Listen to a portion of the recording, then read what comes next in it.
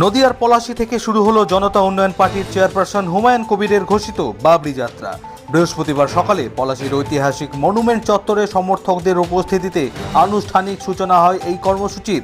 সেইখান থেকেই বিশাল বাইক মিছিল করে যাত্রা পৌঁছায় পলাশী মোড় 12 নম্বর জাতীয় সড়কে। জাতীয় সড়ক ধরে লোকনাথপুর পর্যন্ত বিস্তৃত হয় মিছিলের বহর। এরপর লোকনাথপুর থেকে পদযাত্রা অংশ নেন কর্মী সমর্থকেরা।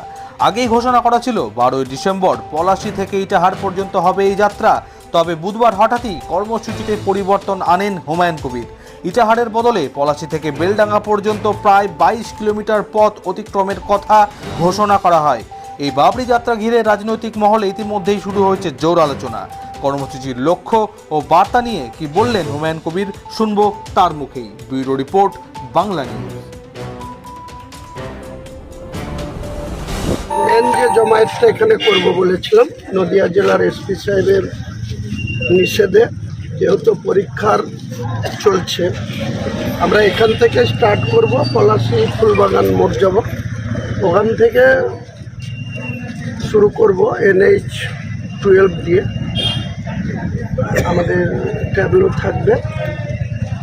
আমাদের মূলত জমায়েতটা লোকনাথপুর মোড় NH-এর উপরে হচ্ছে। বিভিন্ন জায়গা থেকে যে জমায়েতটা আসবে এখান থেকে স্টার্ট করব, কিন্তু আমরা মূলত যেটা নদিয়ার কিছুটা টাচ করার পর আবার আমরা চলে যাব লোকনাথপুর মোড়। লোকনাথপুর মোড় থেকেই NH ধরে পুরো বাবরি মসজিদ পর্যন্ত।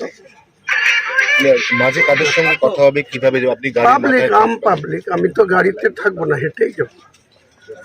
আমার যে লোকনাথপুর মোড় বা পলাশী ফুলবাগান মোড় থেকে 200-300 মিটার হেঁটে দেবো।